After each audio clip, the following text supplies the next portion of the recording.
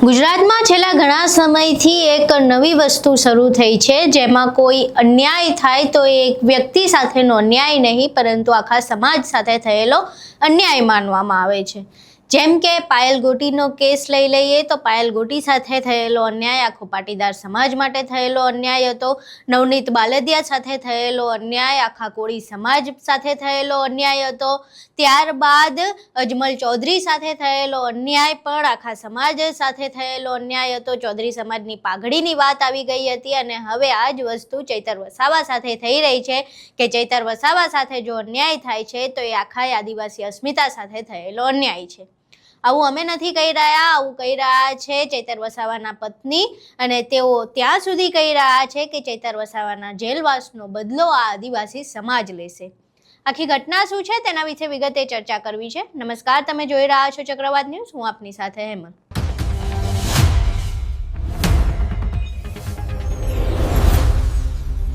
રીતે પાયલ ગોટીનો કેસ હોય, અજમલ ચૌધરીનો કેસ હોય કે પછી નવનીત બાલદિયાનો કેસ હોય, આ તમામ બાબતો સમાજ સાથે જોડાઈ ગઈ હતી। એ જ રીતે હવે ચૈતર વસાવાની જેલવાસની ઘટના પણ આખા સમાજ સાથે જોડાઈ ગઈ છે। આ પહેલી વાર નથી જ્યારે એમના જેલવાસના કારણે તેઓ વિશ્વ આદિવાસી દિવસના દિવસે આદિવાસીઓ વચ્ચે ન રહી શક્યા હોય, પરંતુ આ બીજી વખત આવું થયું છે અને તેના કારણે તેમના પત્ની જે છે શકુંતલા વસાવા અને વર્ષા વસાવા, તેમણે જનતાનું સંબોધન કર્યું હતું। શકુંતલા વસાવાએ જ્યારે જનતાનું સંબોધન કર્યું ત્યારે તેમણે એ જેલવાસની વાત કરી, કારણ કે તેઓ હાલ જામીન પર છૂટ્યા છે અને જે કેસમાં ચૈતર વસાવા હાલ જેલમાં છે એ જ કેસમાં તેઓ પણ જેલમાં હતા। આ આખી ઘટનાને તેમણે આદિવાસી અસ્મિતા સાથે જોડી અને કહ્યું કે આ જે જેલવાસ છે, જે ચૈતર વસાવાને વારંવાર જેલમાં ધકેલવામાં આવે છે ખોટા કેસો કરીને, તેનો બદલો આદિવાસી સમાજ લેશે। અહીં શકુંતલા વસાવા શું કહી રહ્યા છે તે સાંભળો। આજના યુનો દ્વારા ઘોષિત 9 ઓગસ્ટ વિશ્વ આદિવાસી દિવસ નિમિત્તે અહીંયા ઉપસ્થિત તમામ આદિવાસી સમાજના આગેવાનો, વડીલો, યુવાનો, માતા બહેનો 9 ઓગસ્ટની હાર્દિક શુભકામનાઓ તેમજ આપણા લોક લાડીલા ધારાસભ્ય શ્રી ચૈતર વસાવા સાહેબ તરફથી પણ આદિવાસી સમાજને 9 ઓગસ્ટ વિશ્વ આદિવાસી દિવસની શુભેચ્છાઓ પાઠવી છે। દર વર્ષની જેમ આપણે આ વર્ષે પણ 9મી ઓગસ્ટ વિશ્વ આદિવાસી દિવસ ઉજવીએ છીએ, ત્યારે આપણા આદિવાસી સમાજના રીતિ રિવાજો, રૂઢિઓ, પરંપરાઓ, વાજિંત્રો, પહેરવેશ આપણે આપણા સમાજનું અસ્તિત્વ ટકાવવા માટે આપણે જાળવી રાખવાનું છે। આપણા જંગલો, જમીનો આપણા જ છે, એનો આપણો અધિકાર છે। આદિવાસી સમાજે સંગઠિત અને જાગૃત થવાનું છે। આજે યુવાઓ પણ ઘણી મોટી સંખ્યામાં ઉપસ્થિત છે, ત્યારે હું યુવાઓને કહેવા માંગુ છું કે આપણે વ્યસનોથી દૂર રહેવાનું છે અને શિક્ષણમાં પણ ધ્યાન આપવાનું છે। આદિવાસી સમાજમાં શિક્ષણ ઘણું ઓછું છે, આપણે શિક્ષણ લાવીશું તો જ આપણો આદિવાસી સમાજ આગળ આવશે। આપણા ધારાસભ્ય સાહેબ આપણા આદિવાસી સમાજ માટે સડકથી સદન સુધી ઘણા પ્રશ્નો ઉઠાવે છે। આદિવાસી સમાજના જળજંગી જમીન ના હોય, આદિવાસી સમાજના ખોટા આદિજાતિ પ્રમાણપત્ર માટે, શિક્ષણ માટે, શાળાઓ માટે અને શાળાઓમાં શિક્ષકોની ભરતી માટે ઘણા પ્રશ્નો ઉઠાવે છે, ત્યારે આ સરકાર ખોટી રીતે એમને વારંવાર જેલમાં મોકલે છે। આજે પત્ની તરીકે મને પણ એમણે 2 વાર જેલમાં મોકલી છે, પણ અમારો આદિવાસી સમાજ એનો પણ બદલો લેશે, ત્યારે માફ નહીં કરી। આપણા આદિવાસી સમાજને ઘણા અત્યાચારો અને અન્યાયો થાય છે। આ સરકાર ઘણા તાઇફાઓ કરે છે, આપણા વિસ્તારમાં આદિવાસીઓ માટે સ્ટેચ્યુ બનાવે છે, કોરિડોર બનાવે છે અને મોટા મોટા ડેમો બનાવે છે, પણ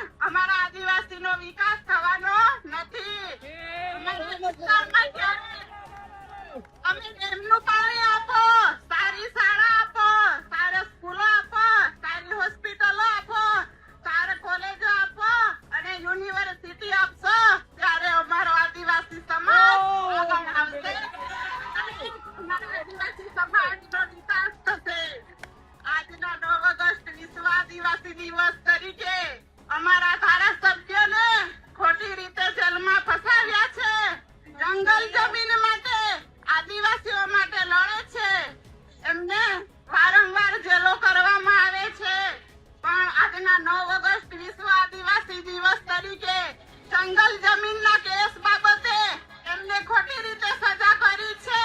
એ સજા તાત્કાલિક રદ થાય અને એમને વહેલી તકે જામીન પડે, ન્યાય મળે. આદિવાસી સમાજની માંગ છે. આટલું કહી વિરમું છું. જય આદિવાસી.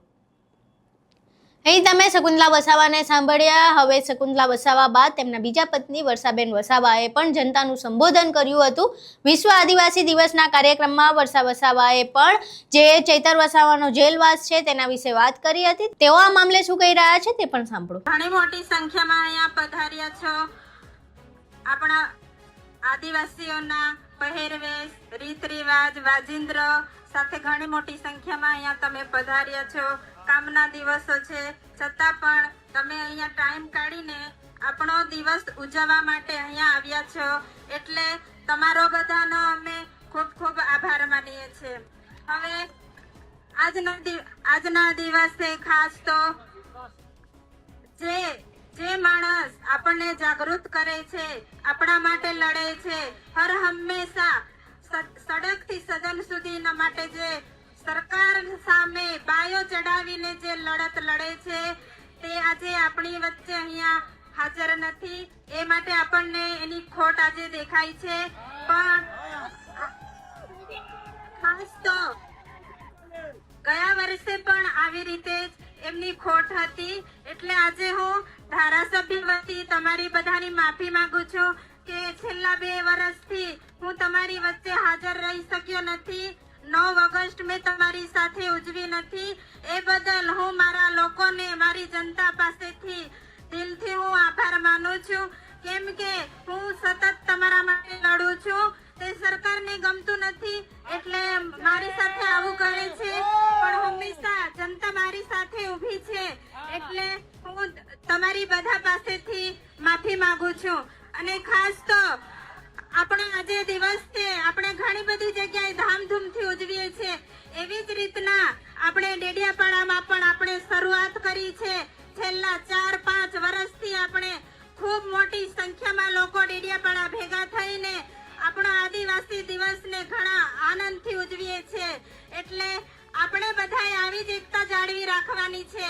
આદિવાસી આ દેશનો મૂળ માલિક છે, એટલે આપણે આદિવાસી દિવસ ઉજવીએ છીએ. પેલો જળ, જંગલ, જમીન બધું આદિવાસીનું છે. એ હમણાં આપણી પાસેથી છીનવવાની કોશિશ કરી રહ્યા છે, એટલે આપણે બધાએ એકતા જાળવવાની છે. આપણે બધાએ સાથે રહીને લડત લડવાની છે. આપણો હક છે, આપણો અધિકાર છે, એ બધું આપણી પાસેથી છીનવાય છે, પણ આપણે હોશિયાર રહેવાનું છે, આપણે જાગવાનું છે. આપણા ધારાસભ્ય આપણને હંમેશા જગાડતા રહે છે કે મારો આદિવાસી સમાજ આગળ વધે, આગળ આવે, ભણતરમાં આગળ આવે, બધી જ લડતો લડે છે. એટલે યુવા મિત્રો, તમે બધા ખાસ સાથ સહકાર આપજો. વડીલ મિત્રોને પણ અમને કહીએ છે, તમે બધા આદિવાસી દિવસ છે એટલે અહીંયા બધા પધાર્યા છો, એટલે તમારો બધાનો અમે ખરા દિલથી આભાર વ્યક્ત કરીએ છીએ. આપણે પહેરવેશ, આપણા રીત રિવાજો, આપણે બધી જે પૂજા કરીએ છીએ તે આપણે ભૂલી નથી જવાનું. આપણા રીત રિવાજો આપણે ચાલુ રાખવાના છે, કેમ કે મને ગર્વ થાય છે કે આપણે બધા આદિવાસી છે. આપણો દિવસ ઉજવવામાં આવે છે એટલે આપણને ગર્વ થાય છે. બસ હું એક નારો બોલાવીશ, તમે બધા બોલજો. આદિવાસી એકતા, આદિવાસી એકતા, ગુલ ગુલાન. અહીં તમે ચૈતર વસાવાના બંને પત્નીને સાંભળ્યા. હવે સીધી જ રીતે જે પ્રમાણે વાત કરી એમ કે હવે આ આખી જે ઘટના છે, આખી ઘટના આદિવાસી સમાજની અસ્મિતા સાથે જોડાઈ ગઈ છે અને હવે તેનો બદલો લેવાની વાત છે. આના પહેલા આપણે 2 કાર્યક્રમ પણ જોયા, જેમાં ચૈતર વસાવાના સમર્થનમાં કેવી રીતે હજારોની સંખ્યામાં લોકો એકઠા થયા હતા અને ફક્ત ગુજરાત કે દેડિયાપાડામાંથી નહીં પરંતુ આજુબાજુના રાજ્યોમાંથી પણ એમ કુલ કરીને 5 રાજ્યોના આદિવાસીઓ ભેગા થયા હતા. અને ફક્ત આદિવાસીઓ પણ નહીં, જે પણ અન્ય સમાજના લોકો હતા જેમને ચૈતર વસાવા સાથે લાગણી હતી, તેમને ચૈતર વસાવા એક લડાયક નેતા લાગતા હતા, એ તમામ સમાજના લોકો પણ ચૈતર વસાવાના સમર્થનમાં ભર વરસાદમાં ઊભા હતા તેમની માટે હજારોની સંખ્યામાં ભીડ એકઠી થઈ હતી એ પણ આપણે જોયું છે. એટલે હવે ક્યાંક ને ક્યાંક આ આખી જે લડાઈ છે ફક્ત ચૈતર વસાવાને તેમના પત્નીને તેમના પરિવાર પૂરતી નથી રહી, પરંતુ આખી લડાઈ આદિવાસી અસ્મિતા સાથે જોડાઈ ગઈ છે. હવે આખી ઘટનામાં જે પ્રમાણે વાત કરવામાં આવી છે એ પ્રમાણે આદિવાસી સમાજ કેવી રીતે ચૈતર વસાવાના જેલવાસનો બદલો લે છે એ જોવું રહ્યું. આખી ઘટના તમે જોઈ, આ ઘટના પરથી તમારું શું માનવું છે? ચૈતર વસાવાના બંને પત્નીએ જે નિવેદન આપ્યા તેના વિશે તમારું શું માનવું છે? તમારા મંતવ્યો અમને કમેન્ટ બોક્સમાં જરૂર જણાવજો. વિડીયો પસંદ આવ્યો હોય તો વિડીયોને લાઇક કરજો, શેર કરજો અને અમારી ચેનલને સબસ્ક્રાઇબ કરવાનું ભૂલશો નહીં. નમસ્કાર.